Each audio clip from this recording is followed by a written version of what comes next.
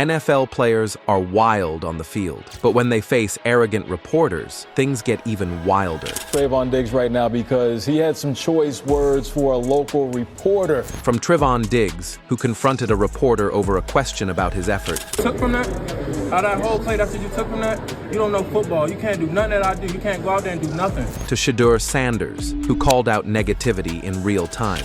I ain't seen nothing positive to ever say. These are the NFL players who shut down disrespectful interviewers. Trevon Diggs. After another brutal Cowboys loss to the 49ers, Trevon Diggs completely lost his cool. Instead of talking to reporters, he went straight for one, Mike Leslie, after Leslie posted a tweet questioning Diggs' effort on a George Kittle catch. Took from that, out of that whole play, that's what you took from that. You don't know football. You can't do nothing that I do. You can't go out there and do nothing. Stay in your lane, buddy. Stop playing with me, bro. Just asking the question, Trevon. I mean, I'm happy to have you answer the question. Out of that whole play, that's what you took for that? That's what you got from that whole play, that's what you got from that? I'm asking. We can talk about it more. What were you doing there? The next day, Diggs realized he went too far and apologized. "I shouldn't have reacted the way I did," he said. "It just caught me at the wrong time." He then explained his side, saying he was the last line of defense and stopped Kittle from scoring. "Tackling isn't my superpower," he admitted, "but I can tackle." On the other hand, this next NFL player was shocked by a female reporter's disrespectful comments. Cam Newton. In 2017, Cam Newton found himself at the center of a massive controversy after making a sexist remark to reporter Jordan Rodrigue. During a press conference, Rodrigue asked about receiver Devin Funchess' route running. Newton laughed and shut her down. I know you take a lot of pride in seeing your receivers play well. Devin Funchess has seemed to really embrace the physicality of his routes and getting those extra yards. Does that give you a little bit of an enjoyment to see him kind of truck sticking people out there? It's funny to hear a female talk about routes. Like, it's funny, but fun is coming along, man. We're gonna. This is a big game for him because of him being from Detroit, and I know he wants this win extremely bad, and just to see his growth over the years. He's a completely different player. We're not just on the field. And I told him and Benji today, those guys' preparation has been different this year. Fans, reporters, and even the NFL called his comment disrespectful and unacceptable. Dannon, one of his major sponsors, dropped him almost immediately, calling the remark sexist and offensive. Under heavy fire, Newton posted a video apology, admitting his words were extremely degrading and disrespectful to women. Moving on, we have an NFL player who had a meltdown after a reporter asked him a crazy question. Derek Anderson. In 2010, Arizona Cardinals quarterback Derek Anderson lost his cool in one of the most unforgettable press conferences ever. After cameras caught him laughing on the sidelines during a brutal loss to the 49ers, a reporter called him out for it. That's when Anderson snapped. Saying in that instance that you were trying to be positive, it was funny, and I don't mean this to be sarcastic or pointed, but I mean, that went out on Monday Night Television. A lot of fans are talking about it right now as a big problem with this team. Can you put into context what was going on at that moment? What caused you? What Deuce and I talk about is nobody else's business. But why was something funny when you're down 18 points in the fourth quarter? It wasn't funny. I wasn't laughing about anything. The camera showed you laughing. Okay, that's fine. That's fine. That's fine. Commented about it. That's fine. That's fine. I'm not laughing about it. You think this is funny? I take this serious. I'm not. Real serious. I put my heart and soul into this every single week. All I'm saying is the camera showed you. I'm just telling you right now what I do every single week. Every single week, I put my freaking heart and soul into this. I study my ass off. I don't go out there and laugh. It's not funny. It's not fun. Nothing's funny to me. I don't want to go out there and get embarrassed on Monday Night Football in front of everybody. That's why I'm asking you what. I'm telling you right now, we're talking. Deuce and I are talking. What was the context in I'm which? done. Sorry. At that time, the Cardinals were dead last. Anderson's season was falling apart, and this meltdown just added fuel to the fire. On the other hand, this next NFL player completely shut down a reporter on live TV. Richard Sherman. In 2013, Richard Sherman went head-to-head with Skip Bayless on live TV. At the time, Sherman was dominating the league as a first-team All-Pro, but Bayless kept downplaying his success. So when Sherman appeared on ESPN's First Take, he didn't hold back. How good do you really believe you are, because you got people out there looking at you and saying, he's just talking smack. How good do you believe you are? Well, I believe my numbers speak for themselves. I mean, my tape speaks for itself. My tape is my resume. That's what I leave it up to. I mean, you can say whatever you want. Skip can say whatever he wants, but Skip, whenever you refer to me, whenever you speak to me, whenever you address me as All-Pro Stanford graduate, because those are some accomplishments you can aspire to, you will never accomplish. You have never accomplished anything. So, but those things are on my resume. Those are what I've done. It's my second year in the NFL, going on my third. I mean, you tell me who's wrong. Okay, I'll accept that. I think I've accomplished more in my field than you have in yours, though you're just getting started. So I'm the top of my field. So I'm All-Pro. I'm the best, one of the best 22 players in the NFL. You're going to brush it off, but I don't think you're the best 22 anything in sports and in media and anything. I think you think more of yourself than you actually can, prove. But okay. Do you think you're better than Darrelle Revis is right now? In my 24 years of life, I'm better at life than you. Okay. So all right, that's fair. Let's get down to that. Let's not get personal here. I just want to know. It's not do you think you're better than Darrelle Revis is right now? I'm better than you.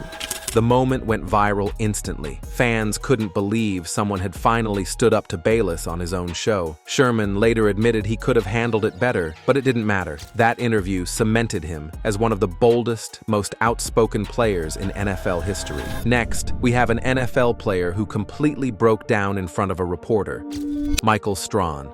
In 2006, Michael Strawn made headlines for snapping at ESPN reporter Kelly Naki after a tough New York Giants loss. Naki asked Strawn about comments he made on the radio, where he accused teammate Plaxico Burress of quitting on a play. But instead of answering, Strawn went off. Says that you haven't... I want to see your face when you ask me this question and the way you're going to ask it. I know you're going to ask it in a way that's just more of a division and more of a negative way than what it was. All right, so come here, I want to see your face. Please, part so I can see your face. If you are a responsible journalist and look me in the eye, ask me this question, please. The way that you want to ask it, come here. Look a man in the eye before you try to kill him or make up something. Look him in the eye. Plaxico says you haven't spoken with him about your comments on WFAN. Is that true? I haven't spoken to you about him. Have you spoken with him? I've spoken to Plaxico. I spoke to Plaxico in the team meeting as well. Did you do it before your comments or after? Lost us the game? No. You think interception by Eli lost us the game? No. Think a tackle by Kiwanuka lost us the game? No. Is that what I expressed to the team? Yes. Those things didn't lose us the game. But the fact of the matter is we're 6-5. We lost 3 games in a row. What do you want us to do? Put our heads down and go into a corner? We don't do that. We're men. We get back, we practice hard, we prepare to play to win. Don't prepare to come in and have someone who wants to take a comment and try to divide teammates in a way that it just disrupts this team, because we don't have that division here. So if you want to come here with the negative, you're coming to the wrong guy, because I'm not a negative guy. I don't kill my teammates. I'm a man, and I talk to my teammates. So if you're going to talk to me, don't stand in the back behind 10 other people. You come here and you look me in the eye. And when you look me in the eye and you ask me a question in the appropriate manner. If you're going to ask Plaxico about something, you ask him in the appropriate way, not the negative way as it seems like I'm attacking my teammate, because I don't do that. He says you haven't spoken with him since the FAN comments. Is that true? If I had spoken with him, I wouldn't tell you that I spoke to him. I'm glad ESPN is listening to WFAN. That's a good thing. We listen to each other around here and read each other's papers, I guess. Michael, because of the way the comments are being portrayed, however that is. It's being portrayed that way because that's the way you guys portray them. We've lost 3 games in a row. You're not going to do anything positive. That's not how you guys operate. You don't sell papers by being positive, okay? You just don't, especially when teams lost 3 games in a row. You don't sell paper by being positive. I read papers. I read papers every day. I read you guys every day. And you know the difference between me reading your papers now and me reading your papers 10 years ago is that now I know when I read it. 10 years ago, I didn't know when I read it. So now I can read your papers. It doesn't bother me because half is garbage. The only thing that bothers me is the fact that you mislead people outside this locker room when you guys spend more time with us than we damn near spend with ourselves sometimes. Michael, these are your words. I'm done because I have a 12 o'clock meeting because we have the Cowboys this week. I appreciate it. If you're going to be negative, be negative. If you think that it bothers me, I can give a damn what you write. I can give a damn what tone you take. I'm done talking. There we go. I'll see you guys tomorrow when I talk on Thursday. I came out here just for you. There you go. Michael, these were your words, though. My words are, I'm done talking to you. The exchange got heated fast, with cameras rolling the whole time. Many fans and reporters called Strawn a bully, saying he crossed the line by berating a journalist just for doing her job. Strawn later defended himself, saying he's a man who speaks directly to teammates and doesn't spread negativity. Moving on, we have an NFL player who got into a tense exchange with a disrespectful reporter, Baker Mayfield.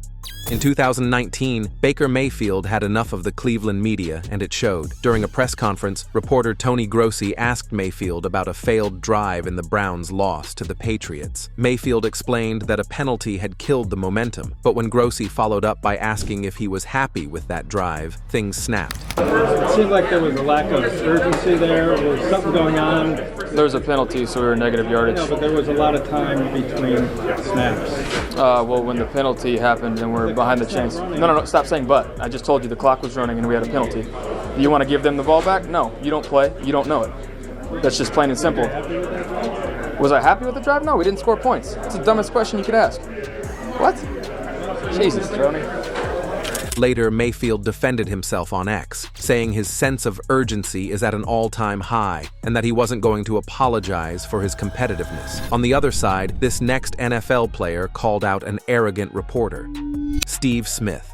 After a tough 23-10 loss to the 49ers, veteran receiver Steve Smith wasn't in the mood for small talk. A reporter asked him which team he'd be rooting for in the upcoming NFC Championship, the 49ers or the Seahawks. Smith paused, then hit back. The Seahawks against the Niners, given how chippy this was today, or do you not really care at this point?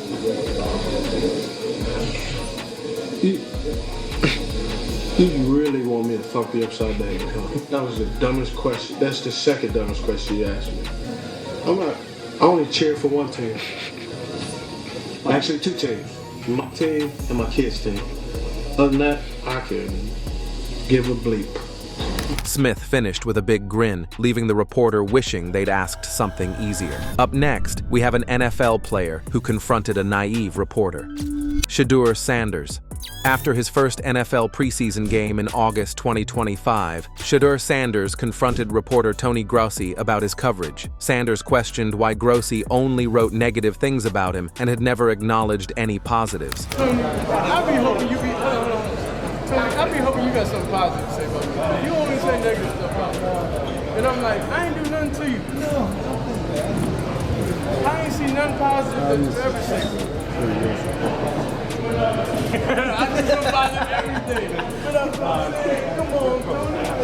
Grossi explained he had called Sanders a developmental quarterback earlier in the summer, but noted that he had also praised Sanders' work ethic and accuracy. The exchange, captured on video by Sanders' brother, Deion Sanders Jr., went viral. Grossi later acknowledged he was surprised the interaction was filmed, but emphasized that the two parted on good terms and he would be more careful in the future. Next, we have an even wilder incident with a reporter, Micah Hyde and Jordan Poyer.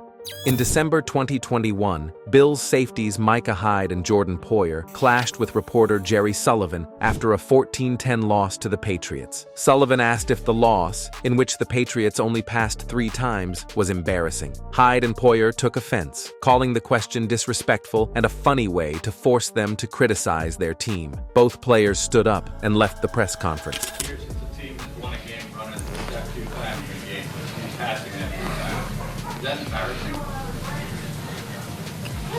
I mean, what kind of question? What are we doing, bro? What kind of question is that?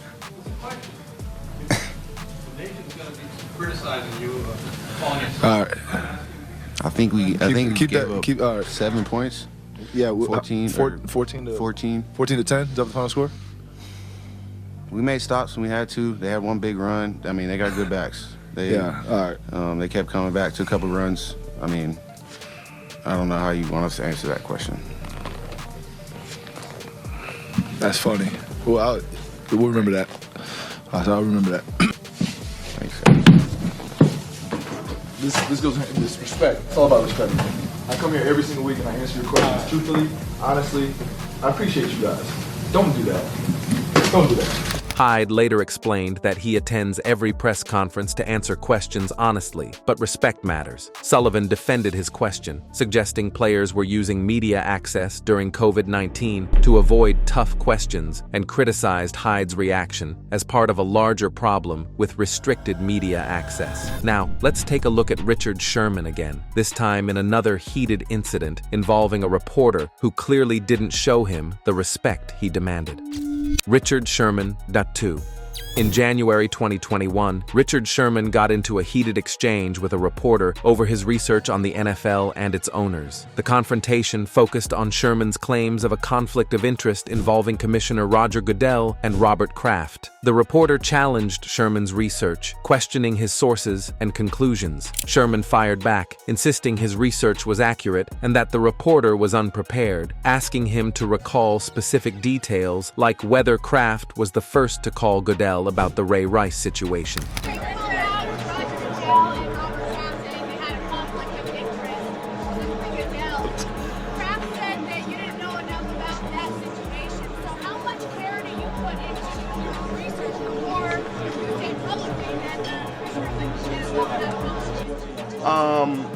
It's not difficult to do your research, but I obviously do.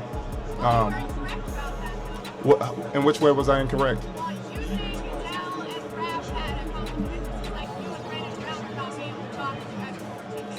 It's a little different. I don't work for Brandon Brown. You don't have anything else? But you never answer you never go on with our discussion. You never concluded that. So I don't work for Brandon Brown, so the point is invalid.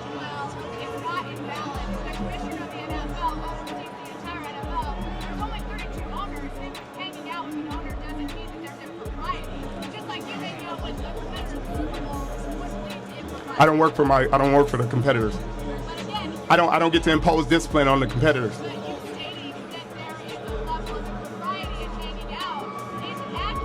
How many other owners has he hung out with? Has he been to their house, taken pictures with? Have you done your research? No, you haven't. You just said that. You just came off knee jerk and said that. Come on. Come on, be more specific. Come on, do your research. Be more specific.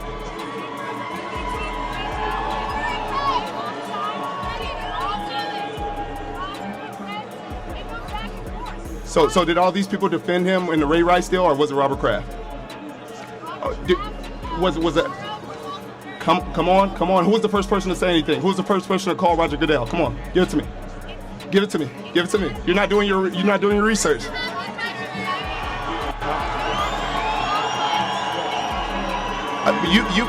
It's difficult to have a discussion with someone who has no information. You don't have any information. I have all the research, but I'm doing your job for you. And you're making it difficult to have a discussion because I'm not leaving. I'm doing my research.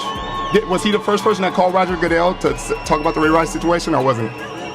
Oh, he wasn't? Oh, he wasn't? Do you know that? Did you do your research? The reporter argued that associating with an owner doesn't automatically indicate wrongdoing, and reminded Sherman that the commissioner oversees the whole league. The discussion ended with Sherman frustrated, feeling the reporter wasn't ready for a serious debate. Still, the confrontation highlighted the tension between NFL players and the media over complex league issues. Let us know your thoughts in the comment section, and before you leave, don't forget to like this video and subscribe to NFL Rivals so you don't miss the next ones.